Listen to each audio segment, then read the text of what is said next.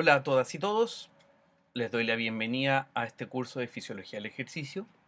Mi nombre es Rodrigo Calderón y seré el encargado de revisar algunos conceptos relacionados con el metabolismo energético.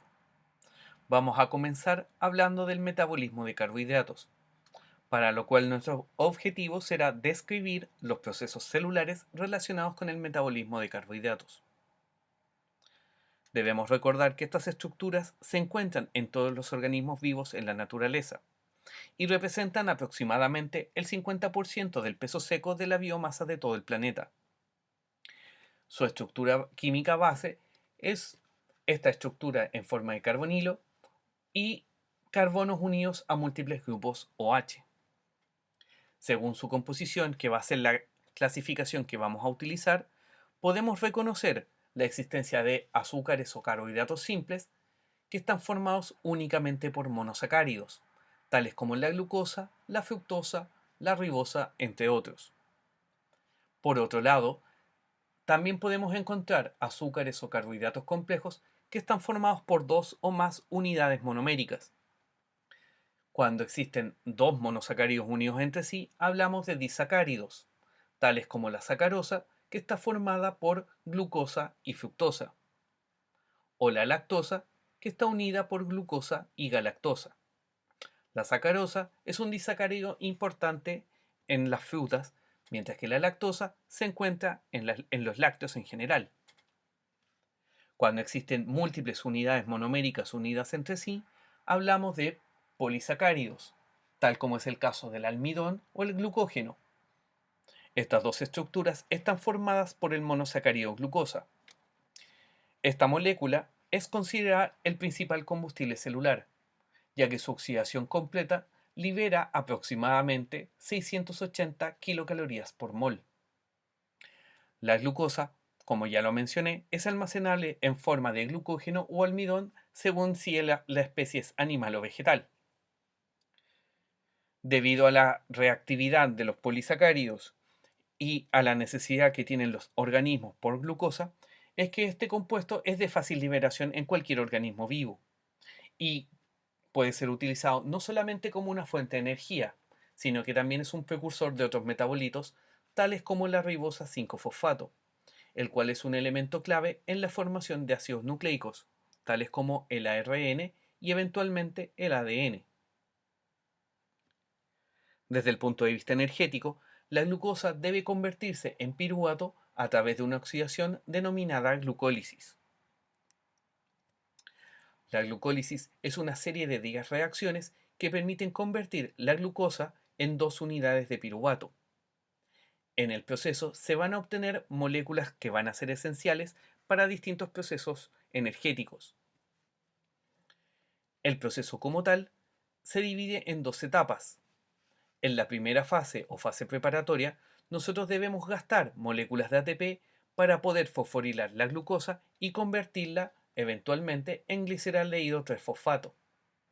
A partir de aquí, comenzamos la fase de ganancia, donde el gliceraldehído 3-fosfato es eventualmente convertido en piruvato y donde obtendremos nuestros elementos de ganancia, que serán el NADH como un elemento transportador de electrones y moléculas de ATP necesarias para los distintos procesos celulares. Cabe destacar que, como reacción neta, a partir de una molécula de glucosa obtendremos dos moléculas de piruvato, dos moléculas de NADH y dos moléculas de ATP como producto final, en forma neta. La glucólisis, tal como se menciona en esta imagen, involucra a 10 enzimas distintas, por lo tanto existen 10 reacciones importantes. Sin embargo, existen tres puntos de importancia capital para el proceso. La primera reacción, catalizada por una enzima llamada exoquinasa, permite convertir la glucosa en glucosa 6-fosfato, evitando de esta manera que la glucosa salga de la célula. Las otras dos van a estar catalizadas por las enzimas fosfofructoquinasa 1 y piruvatoquinasa, siendo estas enzimas las más importantes desde el punto de vista de la regulación del proceso. La reacción catalizada por la fosfofructoquinasa 1 involucra la conversión de fructosa 6-fosfato en fructosa 1,6-bifosfato.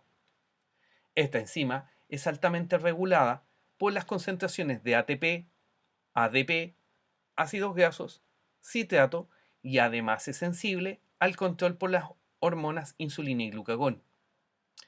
Esta enzima se va a ver profundamente activada cuando existan grandes cantidades de glucosa y pocas cantidades de ATP. Para ello, va a tener una regulación alostérica, donde el ATP la va a inhibir y el ADP y el AMP van a estimular a esta enzima.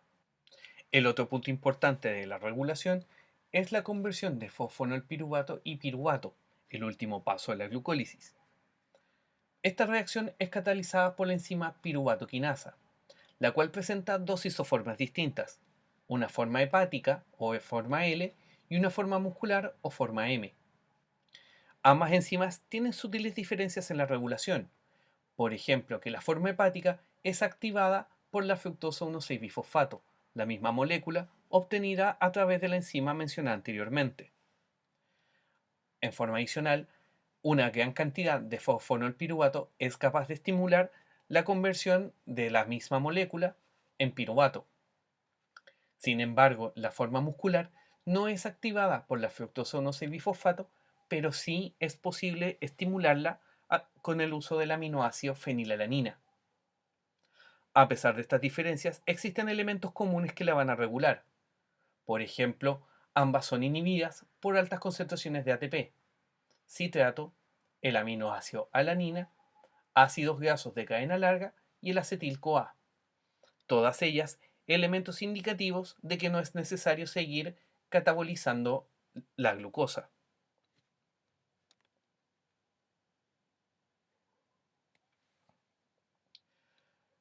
Si bien la glucosa es el principal monosacárido que nos aporta energía, existen otras moléculas capaces de hacer algo similar en menores cantidades. Por ejemplo, la fructosa es capaz de ingresar a la glucólisis por dos vías distintas. Por un lado, una fosforilación dependiente de la enzima exoquinasa para obtener directamente fructosa 6-fosfato. Por otro lado, puede utilizar una enzima propia denominada fructoquinasa, capaz de eventualmente obtener los mismos intermediarios relacionados con el gliceraldehído 3-fosfato y por ende iniciar la fase de ganancia. Otros azúcares, como la galactosa o la manosa, requieren procesos un poco más complejos que involucran transformaciones para obtener intermediarios de la glucólisis. Una forma de asegurar la disponibilidad de glucosa es a través del almacenamiento del glucógeno. Esta estructura se utiliza principalmente cuando se requiere glucosa en forma rápida a nivel muscular o cuando es necesario exportarla desde el hígado. Este último es esencial durante los procesos de ayuno. El glucógeno es un polímero de glucosa que se almacena como gránulos citosólicos y existen dos procesos relacionados a su metabolismo. La glucogenólisis o ruptura, que se produce cuando existe una demanda por glucosa o un ayuno prolongado, y la glucogenogénesis, que es básicamente la síntesis de glucógeno cuando existe una ingesta de carbohidratos suficiente para la reposición del polímero. Ambos procesos están catalizados por múltiples enzimas. En el caso de la glucogenólisis, existe una ruptura catalítica mediada por la enzima glucógeno fosforilasa, la cual, al degradar uno de los extremos del glucógeno, permite liberar glucosa 1-fosfato. Esa estructura eventualmente es convertida a glucosa 6-fosfato mediante una enzima fosfoglucomutasa. Como el glucógeno es una estructura ramificada formada por distintas moléculas de glucosa, existe una enzima desramificante que permite liberar los puntos de ramificación, aumentando la formación de nuevas glucosas. Durante los momentos de consumo de alimentos, la glucogenogénesis permite reponer al glucógeno que se ha utilizado durante el periodo de ayuno. A diferencia de la glucogenólisis, esta requiere la incorporación de glucosa a través de un intermediario denominado UDP-glucosa, el cual se forma a partir de la glucosa 1-fosfato. Sin embargo, una característica distintiva que tiene esta enzima es que necesita, para poder generar la síntesis de glucógeno, un molde que le permita adicionar estas nuevas unidades de glucosa. Cuando existe una cadena lo suficientemente larga de glucógeno, la enzima ramificante genera puntos de ramificación, lo que permite extender aún más la formación del polímero.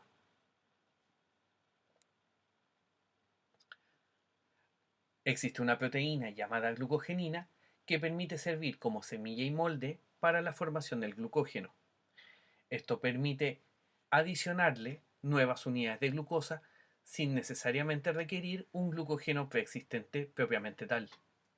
La ausencia de glucogenina haría imposible la generación de nuevo glucógeno si es que éste se ha agotado totalmente después de la actividad física. Como una forma de mantener la glicemia, una vez que se genera la glucosa 1-fosfato y se convierte a glucosa 6-fosfato, la misma enzima, existe una enzima, glucosa 6-fosfatasa, que le quita el grupo fosfato y permite liberar la glucosa a través de una serie de transportadores hacia la sangre. Esto es fundamental a nivel hepático, ya que es el órgano que va a permitir mantener la glicemia en condiciones normales. Sin embargo, el músculo, a pesar de tener una cantidad de glucógeno importante, no es capaz de realizar este proceso, ya que no cuenta con esta enzima glucosa 6-fosfatasa. Una vez realizada la glucólisis, el destino del piruvato depende de la disponibilidad de oxígeno a nivel tisular. Cuando existe una cantidad suficiente de oxígeno disponible, hablamos de una condición aeróbica, que nos permite convertir el piruvato en acetil-CoA y este puede ingresar al ciclo de Krebs o ciclo del ácido cítrico. Esto permite maximizar la cantidad de energía que obtenemos a partir de las moléculas de glucosa. Sin embargo, si existe un déficit de oxígeno, lo que denominamos una condición anaeróbica, va a ocurrir un fenómeno de fermentación. En el caso de los animales, esta fermentación, que denominaremos fermentación láctica, está diseñada para condiciones donde existe un poco aporte de oxígeno debido a una escasez en el ambiente o incapacidad para capturarla, o bien porque existe una gran demanda de oxígeno que no está siendo adecuadamente suplementada. En este caso, el piruvato va a ser convertido en una molécula denominada lactato o ácido láctico a través de una enzima lactato deshidrogenasa. La función principal de este proceso de fermentación es recuperar la molécula de NAD, la cual es necesaria para realizar nuevamente la glucólisis con nuevas unidades de glucosa. En el caso de las bacterias o algunas levaduras, estas van a realizar una fermentación etanólica que permite la obtención de etanol y CO2, pero que no revisten interés para los propósitos de este curso.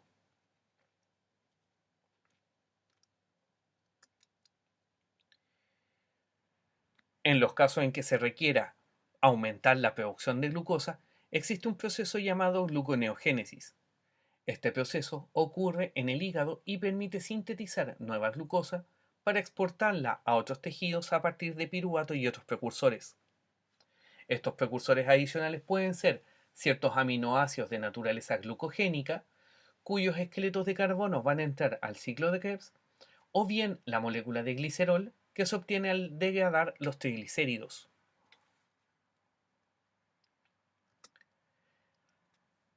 Gran parte de las enzimas que son parte de la gluconeogénesis son enzimas compartidas con la glucólisis, exceptuando aquellas tres enzimas relacionadas con procesos regulados y altamente irreversibles. Estas enzimas, la hexoquinasa, fosfofructoquinasa 1 y piruvatoquinasa, deben ser reemplazadas por otras enzimas para realizar los procesos a la inversa.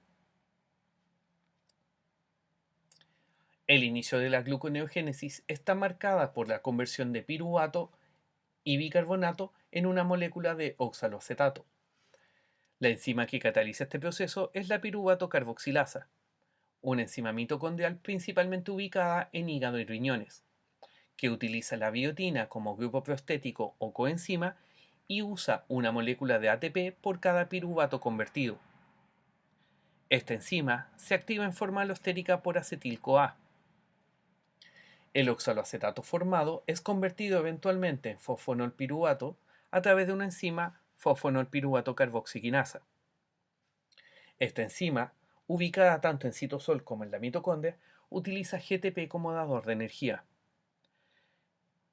Esto implica que el inicio de la gluconeogénesis requiere una gran cantidad de energía aportada por el ATP y el GTP, siendo procesos muy costosos si los comparamos con la cantidad de energía obtenida en la glucólisis. Una vez que obtenemos el fosfonolpiruvato, todo el resto de los procesos va a ocurrir en forma reversa a la glucólisis, utilizando las mismas enzimas. Cuando obtenemos la fructosa 1,6-bifosfato, existe una hidrólisis del grupo fosfato mediado por la enzima fructosa 1,6-bifosfatasa. Lo mismo ocurre en el último paso cuando queremos convertir la glucosa 6-fosfato en glucosa. Esta acción es catalizada por la enzima glucosa 6-fosfatasa. En ambos casos, la hidrólisis del grupo fosfato ocurre en ausencia de trabajo útil, donde la energía se disipa en forma de calor. La fosfatasa es idéntica a la que mencionamos anteriormente durante la glucogenólisis. Esto significa que el último paso de la glucogenólisis y la gluconeogénesis comparten esta enzima para poder liberar la glucosa a nivel hepático y luego exportarla a otros tejidos. En el caso del lactato como precursor de la glucosa a nivel hepático, este debe convertirse primeramente en piruvato antes de ser utilizado para la formación de glucosa. La enzima que cataliza este proceso es la lactato deshidrogenasa hepática, la cual utiliza el NAD y genera grandes cantidades de NADH en la medida que va convirtiendo el lactato en piruvato. Este aumento en la formación de NADH puede inhibir la ocurrencia de otros procesos hepáticos al consumir la disponibilidad de NAD a nivel citosólico. Una vez obtenido el piruvato, este va a ingresar a la mitocondria, donde será convertido en oxaloacetato por la piruvato carboxilasa. Este oxaloacetato puede salir en forma de fosfonolpiruvato por acción de la fosfonolpiruvato carboxiquinasa, o bien puede ser convertido a un intermediario del ciclo de Krebs denominado malato, a través de la enzima malato deshidrogenasa. Este malato va a salir de la mitocondria, se va a reconvertir en oxaloacetato y luego va a ser tomado por la fosfonolpiruvato carboxiquinasa para convertirse en fosfonolpiruvato y luego ser convertida en glucosa.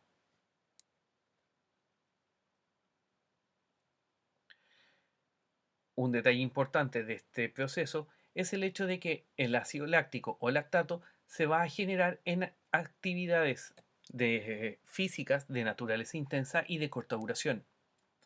Durante estos procesos se van a degradar los depósitos de glucógeno muscular, así como también toda la glucosa disponible a nivel plasmático.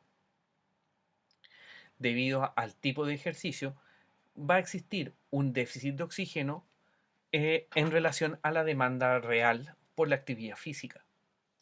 Esto va a generar, a pesar de que va a generar grandes cantidades de ATP, también va a generar una gran cantidad de lactato. Debido a la naturaleza ácido-base que tiene este compuesto, es necesario removerlo rápidamente, de lo contrario se van a modificar el pH a nivel muscular y plasmático, afectando la función de otras enzimas y proteínas. Es por esto que el lactato es enviado a través de la circulación sanguínea hacia el hígado, donde será convertido en glucosa, la cual posteriormente puede ser exportada a otros tejidos para ser utilizados, entre ellos el mismo músculo. Este proceso cíclico, donde el músculo genera ácido láctico, el cual es reconvertido en glucosa a nivel hepático, se le denomina el ciclo de Cori.